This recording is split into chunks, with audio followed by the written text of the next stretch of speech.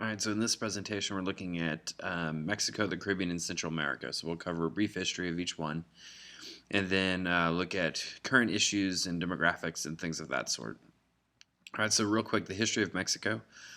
So, of course, dating way back, you had a lot of Native American groups there, including the Aztecs, which is going to be the most powerful culture there. But there's hundreds of other Native American groups. So when the Spanish arrive, of course, the Aztecs are kind of at the height of their power. And the Spanish end up conquering the Aztecs, looking for gold, of course, throughout the area and more power. And the reason why the Spanish were able to win, because keep in mind, there's only a couple hundred Spanish and literally over a million natives. So first off, diseases wiped out most of the population. But then after diseases, you still had a lot of people. And so the Aztecs, they practiced human sacrifice. You know, they would sacrifice people because they believed it was the blood of humans is what powered the sun across the sky. And they usually took those people from the other tribes around them that weren't as powerful. And so these other tribes were willing to unite with the Spanish and fight the Aztecs. So that obviously helped them out quite a bit. And also the Spanish had better weapons, had guns and cannons and things like that. That just doesn't compare to bow and arrow and spears and things of that sort. So then we fast forward. Spain, of course, controlled the area of Mexico until 1821. Mexico gets its independence after fighting a revolution. But after that, you have land inequality. So basically, rich people have all the land, and your poor people, your peasants, don't. And then you get one good president, Benito Juarez, which is the man in the top right-hand corner of the slide. And basically, think of him as like the Mexican Robin Hood. And so he was a mestizo, which means he was a mixture of native and Spanish blood. And he would, it's first mestizo to be president of Mexico, and he wanted to help out the peasants. So he wanted to take the land away from the rich and divide it up more evenly and give it to the poor. He wanted separation of church and state because the Catholic Church owned a lot of land, and so therefore, give it back to the people. And then free public education so that peasants could improve themselves and do something other than just work in fields. So that lasted for a short little bit of time, and then after that, Porfirio Diaz took over. And Diaz is the one in the black and white photo with the cool mustache. And he was very corrupt. He rules for around 40 years. There were elections at the time, but they're all rigged. He won every single one of them with like 99% of the vote. And he was very strict. So basically, if you supported him, he would help you out and give you things and stuff like that. Whereas if you opposed him, then he may kick you out of the country. He may kill your family, take your stuff away. And so he forced his rule upon the people, obviously. Think of him as like the Mexican Stalin. So things did improve in Mexico as far as industry. You start seeing increase in manufacturing. You see the railroad being built. And so all these good things are happening as far as infrastructure, but the people are still living poor, miserable lives. And this is going to lead to a revolution in 1910. This is going to lead to a constitution in 1917, but this was a bloody revolution. Well over a million Mexicans are killed. Several presidents are assassinated. Is a very volatile time in their history. And so what I want you to be able to see here briefly is just the fact that the reason why Mexico has so many problems today and so much corruption in the government, in the police force, and things of that sort it goes back to their history. They have a history of corruption, a history of corrupt rulers. And of course, as a culture, you're not going to respect your government and government officials when this has been your past. You can't rely on them whatsoever. You don't have a steady democracy like we've had in the U.S. And I say steady, obviously we fought a civil war and stuff like that, but they've had a longer period of distrust. And so, of course, you get new land redistribution after the revolution, going more to the peasants and helping them out. But then it doesn't get much better. So 1929, starting in that year, the PRI party, which is the Institutional Revolutionary Party, they take over and they win the elections every time. And so now you basically get kind of like an oligarchy. You have a political party ruling the country from 1929 until the year 2000. So again, you don't tolerate opposition whatsoever. They are in charge. So it's not until the year 2000 that the National Action Party wins their first election with Vicente Fox, that's in the top middle. And then in '06, Felipe Calderon on the right, who really stepped up the drug war. So really, you could say it's really the last 16 years in Mexico has seen more of like a true democracy where elections aren't as rigged. And so there's actually a political party that's fighting back. And so you can see just there why Mexico would have some problems. Because remember, for a country to have a successful economy and to have good lives for its people, it needs natural resources. Mexico has that. It needs a strong workforce, a labor force. Mexico has it, but they need more education to get better. And then you need a stable political system, and they haven't had that. And so that's going to lead to a not so great economy. But they are becoming more democratic. All right, so a couple things about Mexico. It's mainly a mestizo population. So remember, that's a mixture of native and Spanish blood. So that's about 90% of Mexico is mestizo. And you still have a gap between the rich and the poor. So the middle class is small, but it is growing. It is improving, and that's good. Their main challenge is building an industrial economy, the infrastructure needed for a strong industrial economy. So the manufacturing has increased quite a bit, but they still need more of a push in that direction. Oil is one of their biggest commodities, which is great, makes a lot of money. Mainly northern Mexico, so like the cities of Chihuahua and Monterrey are very rich because of oil. The maquiladoras, the factories, those have been built mainly along the border, but there's also some like in Mexico City. And that's thanks to NAFTA. Of course, you need to remember what NAFTA is, North American Free Trade Agreement. But most importantly, you just need to remember what it does, and that's to get rid of tariffs on imported goods. So this way we can increase trade between Mexico, Canada, and the United States. Obviously, increase manufacturing in Mexico and increase the amount of jobs there is the idea. All right, immigration. So Mexican workers, of course, a lot of them immigrate to the U.S. to work, and this is mainly men that come, so that means the families are separated. Families stay back in Mexico while the men come here and work, and then they send that money back to Mexico in the form of remittance. So this is billions of dollars every year going back into Mexico, and so this can be good and bad for the Mexican economy. It can be good in the sense that a lot of people are getting money, and they're able to spend that money on things in Mexico. Of course, the bad thing is that you have so much money coming into the Mexican economy that can drop the value of their money down as well. So it can be good or bad, just depending on your outlook. And then you do have a rapidly growing population. So they still have a high birth rate for the most part. And this is creating a shortage of jobs because there's not, again, their education system isn't super strong yet. And so you have people competing over lower level jobs instead of people being more spread out in their skills. You don't have as many like scientists and engineers and things like that coming out of Mexico, even though they're fully capable of that. All right, and then, like I was saying, skills are low despite their growing education system. So again, it's going to take time for this to improve. But as it does, then more and more jobs will be available for the people in Mexico. All right, there's just a map showing where the maquiladoras are. And then other issues they're dealing with, urbanization. So a lot of Mexicans are moving to the city looking for jobs. And of course, Mexico City is the main one they're moving to. So Mexico City has around 25 million people in the city, almost the size of Texas in one city. So it's one of the largest cities in the world. It is the largest in land size as far as how spread out it is, which can create a lot of traffic problems. That many people driving in one city. Also, you're going to have a lack of water and electricity, especially in the outskirts of the city where all the poor people are moving into the barrios. So this is gonna, you just can't keep up with the amount of people coming in and give them the services they need. And then they do have a metro, so like a subway system in Mexico City, but it only moves about 3.5 million people per day. So when you compare that to the overall size of Mexico City, it's just not that much. But it's hard to whenever, as you can see, how spread out the city is. Even if you ride the metro, it's not easy to walk to wherever you need to go. Of course, you still need taxis and things, and so there's still going to be a lot of traffic on the roads. And then you do have nice areas in Mexico City, apartment buildings like this location. This is where the richer people are going to live, and they're going to live very separate from where the poor people are in Mexico City. They're not really going to cross paths ever.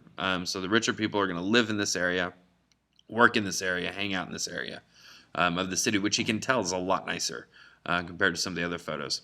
There's at night, and then here's the slums. So as you can tell, this is just all jammed together, humanity just packed in together tightly. There's no building codes, so sometimes these buildings can collapse and kill the people inside. And of course, it's hard for police to get in there. It's hard to even see where the roads are, just looking from this aerial view. It's hard to get water in there. Just the services, the basic services that people need living in a city. It's just hard to get into those areas.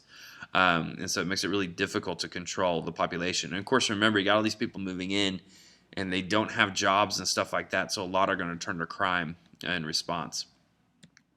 All right, now the Caribbean. So the Caribbean is, of course, the Greater and Lesser Antilles as well as the Bahamas. So this area was colonized by Europe between 1500s and early 1800s. And it was colonized by Spain, but other European countries as well. So in mainland Latin America, you mainly see Spain, and of course Portugal against Brazil. But in the Caribbean, you see not only the Spanish, but the British and the French get involved and take over some islands in the area. At first, they tried using natives to work and basically enslaved the Native Americans on these islands, but of course, many of them died from disease. Most of them did. And besides that, it was easier for them to sneak away and have allies to sneak too. And so it's harder to control them. And so this is when they turn to the African slave trade. So you bring in Africans to work in the Caribbean.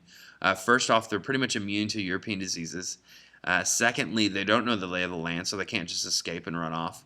And third, even if they did escape and run off, they don't have any allies. There's nowhere for them to go. They're going to easily get captured and sent back to whatever plantation they're working on. All right, so because of this, you see a mixture of cultures. You see different European cultures mixing with the native cultures of the islands and then the cultures of Africa. And of course, there's different portions of Africa people are coming from. And so these cultures mix together, and it's going to affect the way they talk, the food they eat, the clothes they wear, the music they create. Everything is affected by this. And so as far as economically speaking, this area is pretty much the same today as it was back then. So it's mainly focused on exporting raw materials. Like sugar cane is a big one, and coffee, things of that sort. And then religions, because again, a mixture of European beliefs, so like Christianity, Native African beliefs, and then Native American beliefs, all mixed together, and you start seeing things like Santeria, voodoo, and Rastafarianism. And so, like voodoo, for example, is really big in Haiti. It's also really big in New Orleans. And so it's just a mixture of like some Christian ideas and then some ideas from Native beliefs and some from Africa, just kind of all get mixed together. All right, Caribbean is a place that got a pretty high standard of living, 95% literacy rates. Their education system's pretty good. Basic healthcare overall is good. Mothers mainly give birth in hospitals, so that means their infant mortality rate is low. So that's good as well. Life expectancy is around 70 years, so it's not quite as long as we have. But I would say their quality of life is better. They live less, they're less stressed out, so there's not as much depression. Drug addiction is low in those areas. And so overall, the quality of life in some ways is better. And then they have strong community and family support. Because again, in countries where you see that were poor or have been poor for a long time, have gone through that, or didn't have trustworthy governments, usually community and family support is stronger because since you can't rely on the government or anything like that to help out, you have to rely on your family. That's how you survive. And since when countries are poor, it's the whole family has to work together to provide for each other because you can't just provide for yourself on your own. And so whereas in our country, we're more independent because we have a stronger economy that allows us to be more independent. And so the economy and the government affects how the family actually functions. All right, Cuba. So Cuba, good. So it's taken over by Fidel Castro in 1959. That's not really good. But some improvements we saw after he took over. We saw life expectancy in Cuba increase. We saw literacy rates go up and infant mortality rates go down. And so if you look at the stats, you would think, oh, he's doing a good job. And I could do the same thing. I could show the same thing with Hitler or with Stalin. I could show you stats after they take over and make it look like Germany was so much better or that Russia was so much better after these guys take over. But when you look at the lives of the people, it's a totally different story. Hold on. Okay. There we go. All right, so it's a totally different story. So you can't just look at the stats and say, oh, this person was good for the country by any means. All right, the bad side of Cuba. So, of course, being a communist country, it's politically repressive. And so you have, no freedom of speech or anything like that. You'd be jailed if you disagree with the government. And they were dependent on outside help. So if you think of the Soviet Union, when it was in power, the Soviet Union was kind of like the mother country of communism. So China, Vietnam, North Korea, and Cuba rely on Russia for help, outside help. It's the support system. It's their mommy, basically. 1991, Soviet Union dies, so basically mommy died, and they're orphans. So Cuba's an orphan now. They have no one to rely on for outside help, and so obviously things are going to get a lot worse. And so that's why it's a big deal that this past year we've opened up relations with Cuba again to where we can start trading with them and stuff like that, and hopefully that will help bring the Cuban way of life up. Their standard of living will increase, hopefully, now that we are able to trade with them. All right, Puerto Rico. Puerto Rico is owned by the United States. It's a commonwealth. So the people living in Puerto Rico are U.S. citizens. If you want to travel there, you don't need a passport. And they also get social benefits as well, but they don't pay taxes to the U.S. And so they just pay taxes to Puerto Rico. So because of that, they don't get to vote in elections. as far as like for president or something. And they do have a representative of Congress, but that representative is not allowed to vote in Congress because they don't pay taxes. So you have to pay taxes in order to have the right to vote. But they're still owned by the U.S. People there did vote to become a U.S. state, but it hasn't been approved by the U.S. government, mainly because it's a poor country and it would put a lot of pressure on welfare systems to take them in. All right, Haiti. Haiti's the poorest country in the Western Hemisphere. It's on the western half of Hispaniola. It used to be a French colony, so they speak French in Haiti. They won their independence in 1804, but they're one of the few countries that has been worse off since independence. So they were better when they were a colony of France. And but since then, they've had really horrible authoritarian governments take over. These governments have kept all the money for themselves, and the people live in really poor conditions, like you see in the photo on the right. Really bad illiteracy rates, around only about 30% of the country can read and write.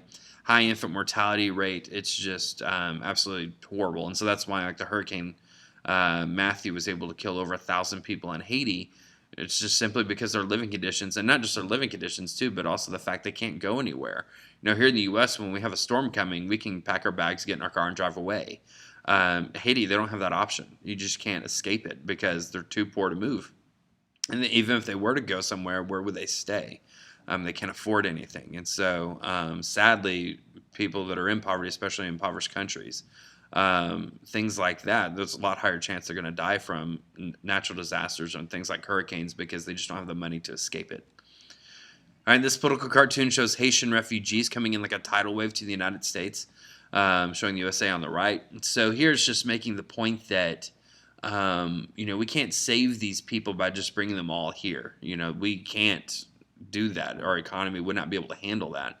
The best way to help people in the poorest countries around the world like Haiti is to invest in their country and help them, put pressure on their government to transform, encourage the people and create systems for the people to be able to get into to where they can improve their own lives. And there's tons of ways you can do that. But the main thing is to help them improve their lives where they are, to improve the governments where they are, so they can live better in their homeland. All right, Central America, real quick. So Central America, just again, some basics. Most of the wealth there is in the soil, so that's why Spain took over that area. Lately, it's transitioned to commercial agriculture. So subsistence farmers, there's not really room for them anymore. So now those little farmers, they have a choice. They can either work for the commercial farm like Dole, or they can move to the city and try to get a job there, not farming. Infrastructure generally is lag behind in this area, but Costa Rica, for example, is the best country in Central America. The infrastructure is very strong, and it's a very stable government, whereas in others haven't been as stable. There's not arable soil. There's not a lot of it, I should say, and so they are limited in the areas they can farm. And they've had a lot of socialist revolutions, especially like Nicaragua and countries like that, lean more socialist. And we got involved, especially in the 80s in Central America, in trying to stop some of these revolutions. So some of them kind of resent, American power and how much we've gotten involved in the region. An example of us getting involved would be the Panama Canal. So early 1900s, we wanted to create a canal to cut through that isthmus of Central America so we can connect the two oceans, Atlantic and Pacific Ocean, or technically Caribbean Sea, the Pacific Ocean. So that way we didn't have to go around South America anymore. So Panama was part of Colombia at the time, and they were fighting a revolution. So we told Panama, like, hey, if we help you in your revolution, we'll give you money and we'll give you weapons. And you win the revolution, just give us a strip of land so we can build a canal. And so we help Panama. They get their independence. They give us this strip of land that you see on this map to build the canal. We employed thousands of Panamese to dig this out by hand. And thousands of them died from malaria and Black Death. But we got our canal. And this allowed, this cut down shipping quite a bit as far as, how far you had to go. Today, the Panamese own it. So in 1999, we gave it back to Panama. For one boat to go through this, it's about hold on a second. It's about $480,000 that they have to spend to be able to get access to go through the canal. So Panama makes a lot of money off the canal currently. But of course, the main thing is just know the purpose of it, connecting the two oceans so we don't have to go all the way around South America. It cuts, literally tons of time, weeks off a voyage because of that. All right, so that's it on presentation 2.